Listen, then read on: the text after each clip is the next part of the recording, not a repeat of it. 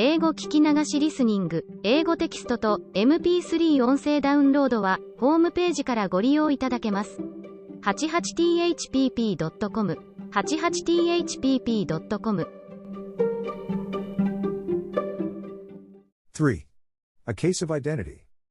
My dear fellow, said Sherlock Holmes as we sat on either side of the fire in his lodgings at Baker Street, life is infinitely stranger than anything which the mind of man could invent. We would not dare to conceive the things which are really mere commonplaces of existence.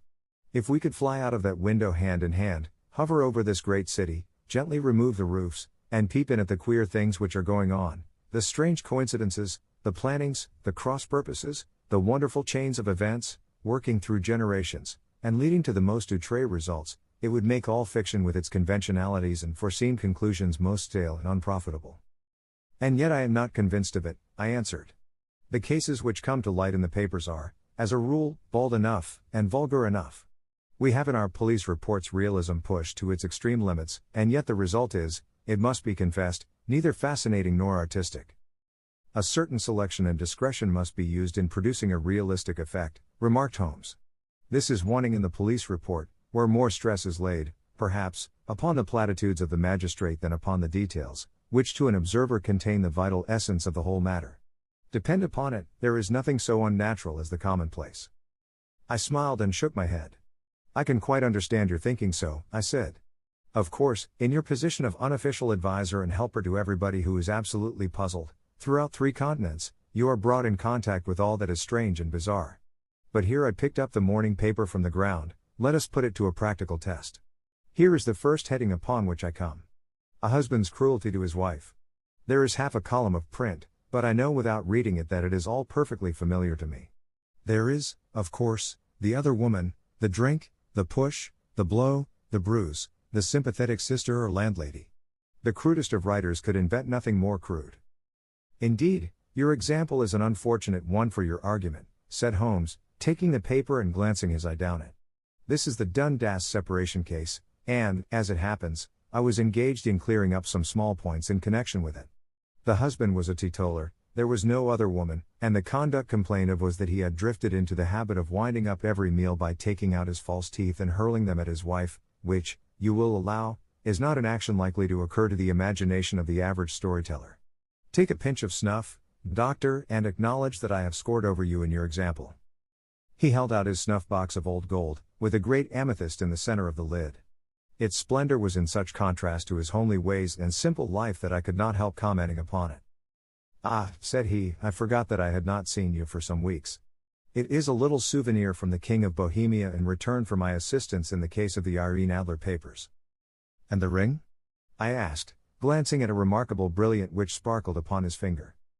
It was from the reigning family of Holland, though the matter in which I served them was of such delicacy that I cannot confide it even to you, who have been good enough to chronicle 1 or 2 of my little problems. And have you any on hand just now? I asked with interest. Some 10 or 12, but none which present any feature of interest. They are important, you understand, without being interesting. Indeed, I have found that it is usually in unimportant matters that there is a field for the observation, and for the quick analysis of cause and effect which gives the charm to an investigation. The larger crimes are apt to be the simpler, for the bigger the crime the more obvious, as a rule, is the motive. In these cases, save for one rather intricate matter which has been referred to me from Marseille, there is nothing which presents any features of interest. It is possible, however, that I may have something better before very many minutes are over, for this is one of my clients, or I am much mistaken. He had risen from his chair and was standing between the parted blinds gazing down into the dull neutral-tinted London street. Looking over his shoulder, I saw that on the pavement opposite there stood a large woman with a heavy fur bow around her neck, and a large curling red feather in a broad-brimmed hat which was tilted in a coquettish Duchess of Devonshire fashion over her ear. From under this great panoply she peeped up in a nervous, hesitating fashion at our windows, while her body oscillated backward and forward, and her fingers fidgeted with her glove buttons. Suddenly, with a plunge, as of the swimmer who leaves the bank, she hurried across the road, and we heard the sharp clang of the bell.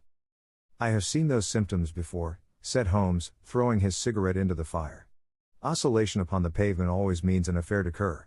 She would like advice, but is not sure that the matter is not too delicate for communication. And yet even here we may discriminate. When a woman has been seriously wronged by a man, she no longer oscillates, and the usual symptom is a broken bell wire. Here we may take it that there is a love matter, but that the maiden is not so much angry as perplexed, or grieved. But here she comes in person to resolve our doubts. As he spoke, there was a tap at the door, and the boy in buttons entered to announce Miss Mary Sutherland, while the lady herself loomed behind his small black figure like a full-sailed merchantman behind a tiny pilot boat. Sherlock Holmes welcomed her with the easy courtesy for which he was remarkable, and, having closed the door and bowed her into an armchair, he looked her over in the minute and yet abstracted fashion which was peculiar to him. "Do you not find," he said, "that with your short sight it is a little trying to do so much typewriting?" "I did at first," she answered, "but now I know where the letters are without looking." Then, suddenly realizing the full purport of his words, she gave a violent start and looked up, with fear and astonishment upon her broad, good-humored face. "You've heard about me, Mr. Holmes," she cried, "else how could you know all that?" "Never mind," said Holmes, laughing, "it is my business to know things. Perhaps I have trained myself to see what others overlook. If not, why should you come to consult me?" "I came to you, sir, because I heard of you from Mrs. Etheridge, whose husband you found so easy when the police and everyone had given him up for dead. Oh, Mr. Holmes, I wish you would do as much for me. I'm not rich, but still I have 100 a year in my own right, besides the little that I make by the machine, and I would give it all to know what has become of Mr. Hosmer Angel." "Why did you come away to consult me in such a hurry?" asked Sherlock Holmes, with his fingertips together and his eyes to the ceiling. Again a startled look came over the somewhat vacuous face of Miss Mary Sutherland. "Yes, I did bang out of the house," she said, "for it made me angry to see the easy way in which Mr. Windibank, that is, my father, took it all. He would not go to the police, and he would not go to you, and so at last, as he would do nothing and kept on saying that there was no harm done, it made me mad, and I just on with my things and came right away to you." "Your father?" said Holmes. "Your stepfather, surely, since the name is different." "Yes, my stepfather. I call him father, though it sounds funny, too, for he is only 5 years and 2 months older than myself." "And your mother is alive?" "Oh, yes, mother is alive and well.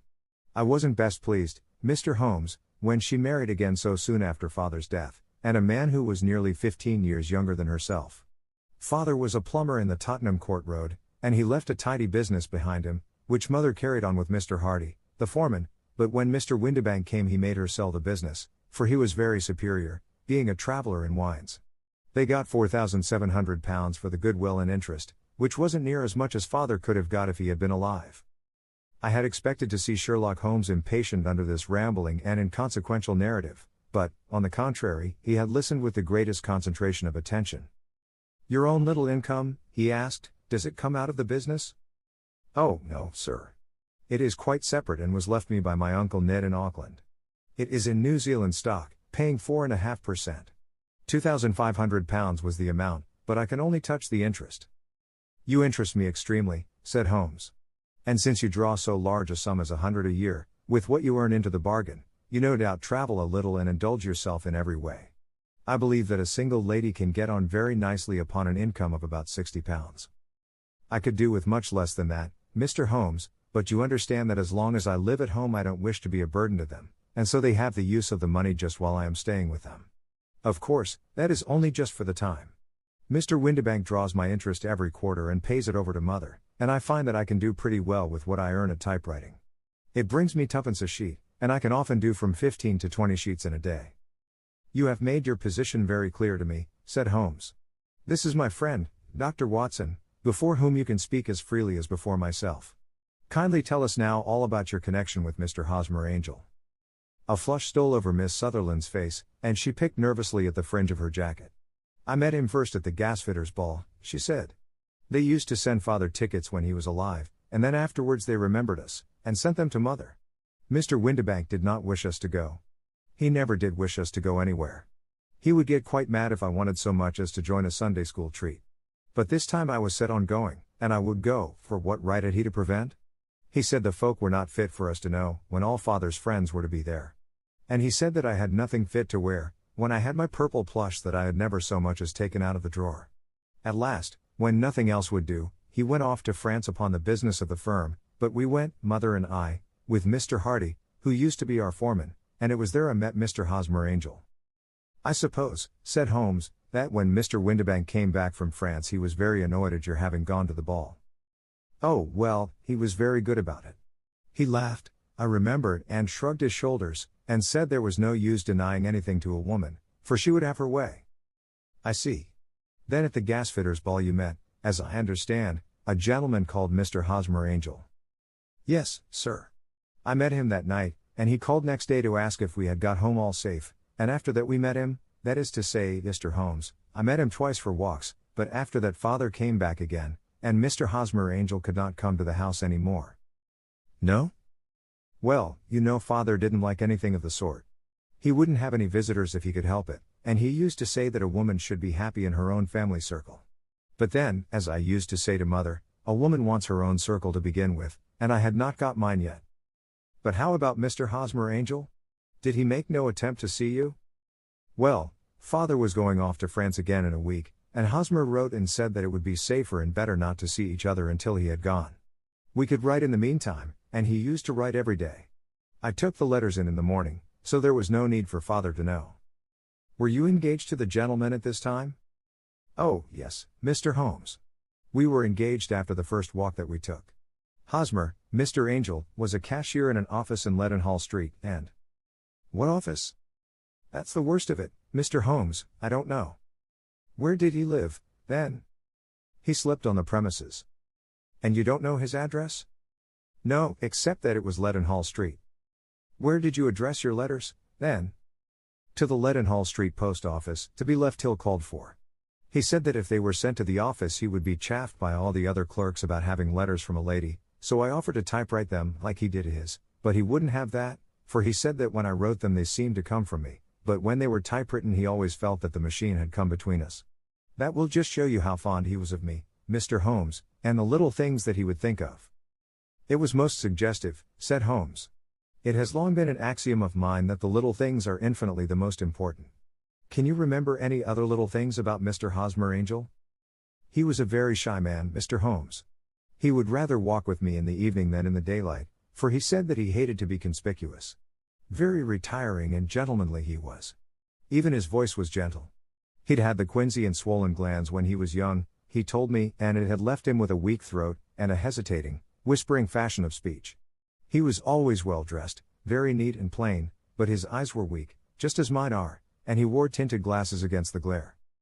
Well, and what happened when Mr. Windibank, your stepfather, returned to France? Mr. Hosmer Angel came to the house again and proposed that we should marry before father came back. He was in dreadful earnest and made me swear, with my hands on the testament, that whatever happened I would always be true to him. Mother said he was quite right to make me swear, and that it was a sign of his passion. Mother was all in his favor from the first and was even fonder of him than I was. Then, when they talked of marrying within the week, I began to ask about father, but they both said never to mind about father, but just to tell him afterwards, and mother said she would make it all right with him. I didn't quite like that, Mr. Holmes. It seemed funny that I should ask his leave, as he was only a few years older than me, but I didn't want to do anything on the sly, so I wrote to father at Bordeaux, where the company has its French offices, but the letter came back to me on the very morning of the wedding. It missed him, then? Yes, sir, for he had started to England just before it arrived. Ha! That was unfortunate. Your wedding was arranged, then, for the Friday. Was it to be in church? Yes, sir, but very quietly. It was to be at St. Saviour's, near King's Cross, and we were to have breakfast afterwards at the St. Pancras Hotel. Hosmer came for us in a hansom, but as there were two of us he put us both into it and stepped himself into a four-wheeler, which happened to be the only other cab in the street. We got to the church first, and when the four-wheeler drove up we waited for him to step out, but he never did, and when the cabman got down from the box and looked there was no one there. The cabman said that he could not imagine what had become of him, for he had seen him get in with his own eyes. That was last Friday, Mr. Holmes, and I have never seen or heard anything since then to throw any light upon what became of him. It seems to me that you have been very shamefully treated, said Holmes. Oh, no, sir. He was too good and kind to leave me so. Why, all the morning he was saying to me that, whatever happened, I was to be true, and that even if something quite unforeseen occurred to separate us, I was always to remember that I was pledged to him, and that he would claim his pledge sooner or later. It seemed strange talk for a wedding morning, but what has happened since gives a meaning to it. Most certainly it does. Your own opinion is, then, that some unforeseen catastrophe has occurred to him? Yes, sir. I believe that he foresaw some danger, or else he would not have talked so. And then I think that what he foresaw happened. But you have no notion as to what it could have been? None. One more question. How did your mother take the matter? She was angry, and said that I was never to speak of the matter again. And your father? Did you tell him? Yes, and he seemed to think, with me, that something had happened, and that I should hear of Hosmer again. As he said, what interest could anyone have in bringing me to the doors of the church, and then leaving me? Now, if he had borrowed my money, or if he had married me and got my money settled on him, there might be some reason, but Hosmer was very independent about money and never would look at a shilling of mine. And yet, what could have happened? And why could he not write? Oh, it drives me half mad to think of it, and I can't sleep a wink at night. She pulled a little handkerchief out of her muff and began to sob heavily into it. I shall glance into the case for you, said Holmes, rising, and I have no doubt that we shall reach some definite result. Let the weight of the matter rest upon me now, and do not let your mind dwell upon it further. Above all, try to let Mr. Hosmer Angel vanish from your memory, as he has done from your life. Then you don't think I'll see him again? I fear not. Then what has happened to him? You will leave that question in my hands. I should like an accurate description of him and any letters of his which you can spare. I advertised for him in last Saturday's Chronicle, said she. Here is the slip and here are 4 letters from him. Thank you. And your address? Number 31 Lion Place, Camberwell. Mr. Angel's address you never had, I understand. Where is your father's place of business?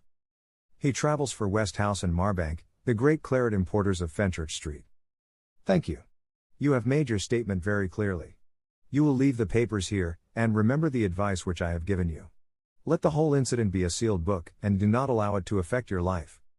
You are very kind, Mr. Holmes, but I cannot do that. I shall be true to Hosmer. He shall find me ready when he comes back. For all the preposterous hat and the vacuous face, there was something noble in the simple faith of our visitor which compelled our respect. She laid her little bundle of papers upon the table and went her way, with a promise to come again whenever she might be summoned. Sherlock Holmes sat silent for a few minutes with his fingertips still pressed together, his legs stretched out in front of him, and his gaze directed upward to the ceiling. Then he took down from the rack the old and oily clay pipe, which was to him as a counselor, and, having lit it, he leaned back in his chair, with the thick blue cloud wreaths spinning up from him, and a look of infinite languor in his face. Quite an interesting study, that maiden, he observed. I found her more interesting than her little problem, which, by the way, is rather a trite one.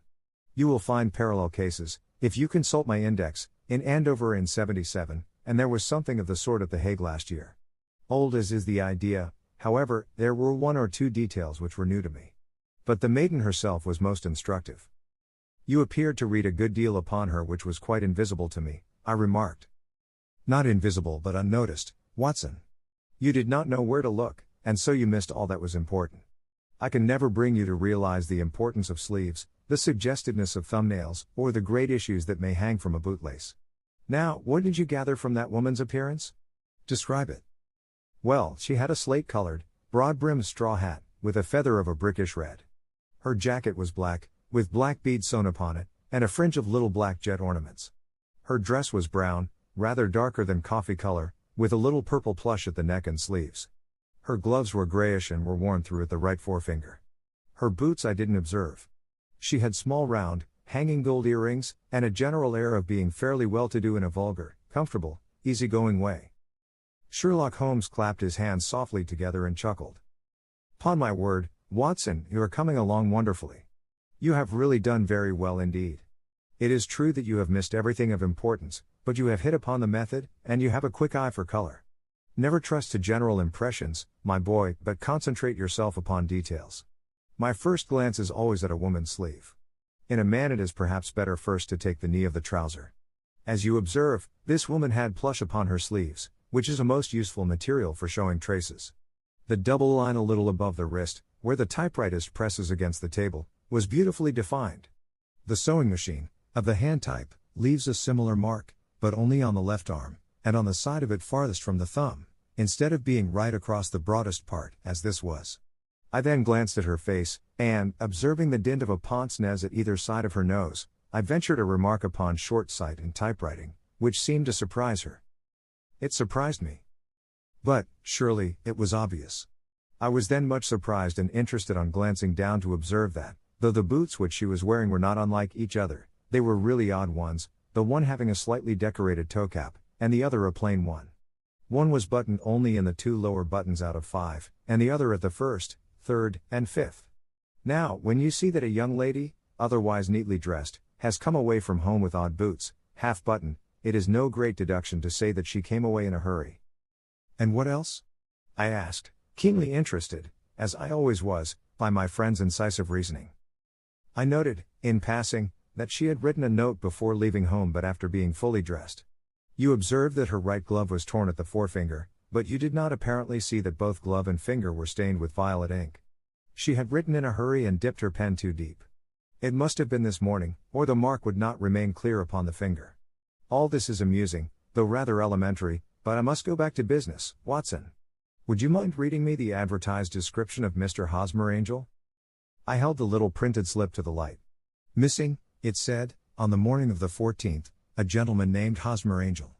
About 5'7" in height, strongly built, sallow complexion, black hair, a little bald in the center, bushy, black side whiskers and mustache, tinted glasses, slight infirmity of speech. Was dressed, when last seen, in black frock coat faced with silk, black waistcoat, gold Albert chain, and grey Harris tweed trousers, with brown gaiters over elastic-sided boots. Known to have been employed in an office in Leadenhall Street. Anybody bringing, N.C., N.C. That will do, said Holmes. As to the letters, he continued, glancing over them, they are very commonplace.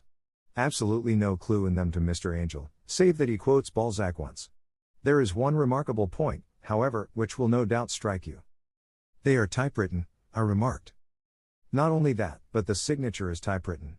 Look at the neat little Hosmer Angel at the bottom. There is a date, you see, but no superscription except Leadenhall Street, which is rather vague. The point about the signature is very suggestive, in fact, we may call it conclusive. Of what? My dear fellow, is it possible you do not see how strongly it bears upon the case? I cannot say that I do unless it were that he wished to be able to deny his signature if an action for breach of promise were instituted. No, that was not the point. However, I shall write 2 letters, which should settle the matter. One is to a firm in the city, the other is to the young lady's stepfather, Mr. Windibank, asking him whether he could meet us here at 6 o'clock tomorrow evening. It is just as well that we should do business with the male relatives. And now, Doctor, we can do nothing until the answers to those letters come, so we may put our little problem upon the shelf for the interim. I had so many reasons to believe in my friend's subtle powers of reasoning and an extraordinary energy in action that I felt that he must have some solid grounds for the assured and easy demeanor with which he treated the singular mystery which he had been called upon to fathom. Once only had I known him to fail, in the case of the King of Bohemia and of the Irene Adler photograph, but when I looked back to the weird business of the sign of 4, and the extraordinary circumstances connected with the study in scarlet, I felt that it would be a strange tangle indeed which he could not unravel. I left him then, still puffing at his black clay pipe, with the conviction that when I came again on the next evening I would find that he held in his hands all the clues which would lead up to the identity of the disappearing bridegroom of Miss Mary Sutherland. A professional case of great gravity was engaging my own attention at the time, and the whole of next day I was busy at the bedside of the sufferer. It was not until close upon 6 o'clock that I found myself free and was able to spring into a hansom and drive to Baker Street, half afraid that I might be too late to assist at the denouement of the little mystery. I found Sherlock Holmes alone, however, half asleep, with his long, thin form curled up in the recesses of his armchair. A formidable array of bottles and test tubes, with the pungent cleanly smell of hydrochloric acid, told me that he had spent his day in the chemical work which was so dear to him. Well, have you solved it? I asked as I entered. Yes. It was the bisulfate of baryta. No, the mystery, I cried. Oh, that. I thought of the salt that I have been working upon. There was never any mystery in the matter, though, as I said yesterday, some of the details are of interest. The only drawback is that there is no law, I fear, that can touch the scoundrel. Who was he, then, and what was his object in deserting Miss Sutherland? The question was hardly out of my mouth, and Holmes had not yet opened his lips to reply, when we heard a heavy footfall in the passage and a tap at the door. This is the girl's stepfather, Mr. James Windibank, said Holmes. He has written to me to say that he would be here at 6. Come in. The man who entered was a sturdy, middle-sized fellow, some 30 years of age, clean-shaven, and sallow-skinned, with a bland, insinuating manner, and a pair of wonderfully sharp and penetrating gray eyes. He shot a questioning glance at each of us, placed his shiny top hat upon the sideboard, and with a slight bow sidled down into the nearest chair. "Good evening, Mr. James Windibank," said Holmes. "I think that this typewritten letter is from you, in which you made an appointment with me for 6 o'clock. "Yes, sir. I am afraid that I am a little late, but I am not quite my own master, you know. I am sorry that Miss Sutherland has troubled you about this little matter, for I think it is far better not to wash linen of the sort in public. It was quite against my wishes that she came, but she is a very excitable, impulsive girl, as you may have noticed, and she is not easily controlled when she has made up her mind on a point. Of course, I did not mind you so much, as you are not connected with the official police, but it is not pleasant to have a family misfortune like this noised abroad. Besides, it is a useless expense, for how could you possibly find this Hosmer angel?" "On the contrary," said Holmes quietly, "I have every reason to believe that I will succeed in discovering Mr. Hosmer Angel." Mr. Windibank gave a violent start and dropped his gloves. "I am delighted to hear it," he said. "It is a curious thing," remarked Holmes, "that a typewriter has really quite as much individuality as a man's handwriting. Unless they are quite new, though two of them write exactly alike. Some letters get more worn than others, and some wear only on one side. Now, you remark in this note of yours, Mr. Windibank, that in every case there is some little slurring over of the E, and a slight defect in the tail of the R. There are 14 other characteristics, but those are the more obvious. We do all our correspondence with this machine at the office, and no doubt it is a little worn," our visitor answered, glancing keenly at Holmes with his bright little eyes. "And now I will show you what is really a very interesting study, Mr. Windibank," Holmes continued. "I think of writing another little monograph some of these days on the typewriter and its relation to crime. It is a subject to which I have devoted some little attention. I have here 4 letters which purport to come from the missing man. They are all typewritten. In each case, not only are the E's slurred and the R's tailless, but you will observe, if you care to use my magnifying lens, that the 14 other characteristics to which I have alluded are there as well." Mr. Windibank sprang out of his chair and picked up his hat. "I cannot waste time over this sort of fantastic talk, Mr. Holmes," he said. "If you can catch the man, catch him, and let me know when you have done it." "Certainly," said Holmes, stepping over and turning the key in the door. "I'll let you know, then, that I have caught him." "What? Where?" shouted Mr. Windibank, turning white to his lips and glancing about him like a rat in a trap. "Oh, it won't do, really it won't," said Holmes suavely. "There is no possible getting out of it, Mr. Windibank. It is quite too transparent, and it was a very bad compliment when you said that it was impossible for me to solve so simple a question. That's right. Sit down and let us talk it over." Our visitor collapsed into a chair, with a ghastly face and a glitter of moisture on his brow. It's not actionable," he stammered. "I am very much afraid that it is not. But between ourselves, Windibank, it was as cruel and selfish and heartless a trick in a petty way as ever came before me. Now, let me just run over the course of events, and you will contradict me if I go wrong." The man sat huddled up in his chair, with his head sunk upon his breast, like one who is utterly crushed. Holmes stuck his feet up on the corner of the mantelpiece and, leaning back with his hands in his pockets, began talking, rather to himself, as it seemed, than to us. "The man married a woman very much older than himself for her money," said he, "and he enjoyed the use of the money of the daughter as long as she lived with them. It was a considerable sum for people in their position, and the loss of it would have made a serious difference. It was worth an effort to preserve it. The daughter was of a good, amiable disposition, but affectionate and warm-hearted in her ways, so that it was evident that with her fair personal advantages, and her little income, she would not be allowed to remain single long.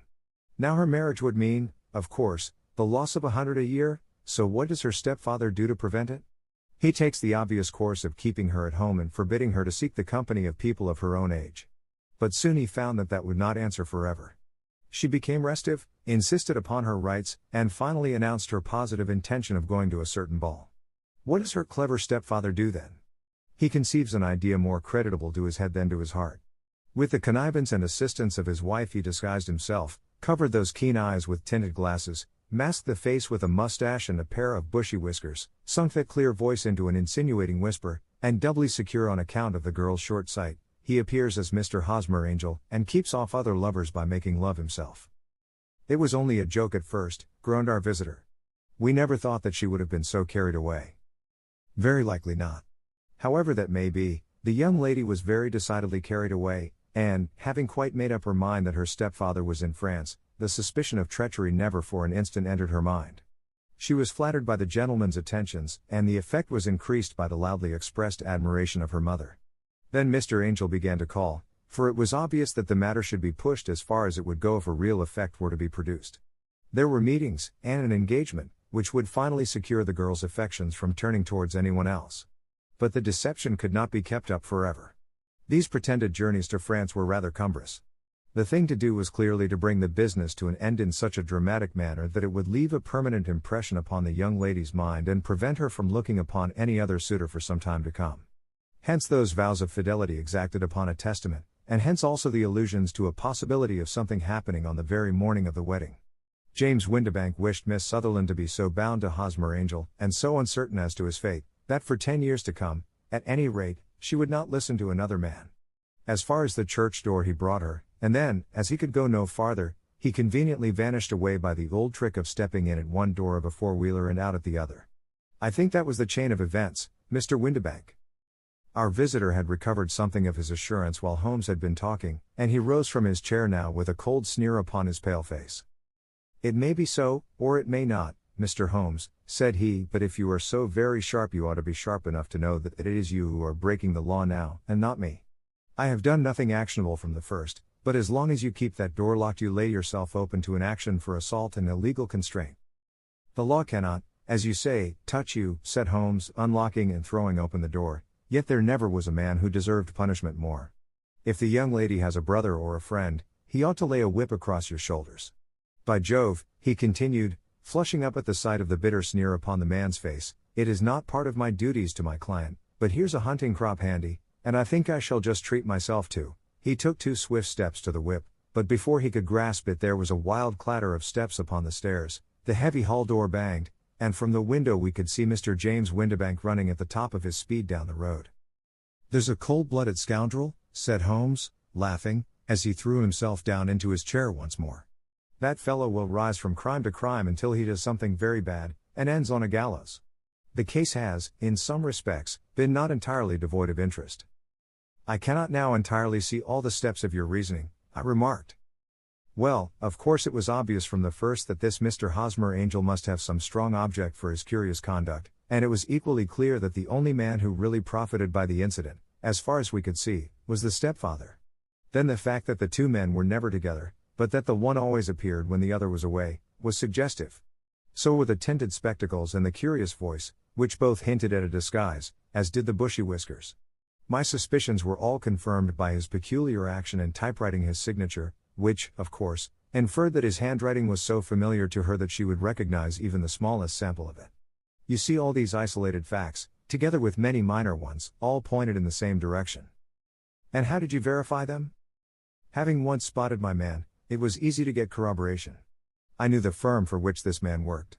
Having taken the printed description, I eliminated everything from it which could be the result of a disguise, the whiskers, the glasses, the voice, and I sent it to the firm, with a request that they would inform me whether it answered to the description of any of their travelers. I had already noticed the peculiarities of the typewriter, and I wrote to the man himself at his business address asking him if he would come here. As I expected, his reply was typewritten and revealed the same trivial but characteristic defects. The same post brought me a letter from West House and Marbank, of Fenchurch Street, to say that the description tallied in every respect with that of their employé, James Windibank. Voilà tout. And Miss Sutherland? If I tell her she will not believe me. You may remember the old Persian saying, "There is danger for him who taketh the tiger cub, and danger also for whoso snatches a delusion from a woman." There is as much sense in Hafiz as in Horace, and as much knowledge of the world.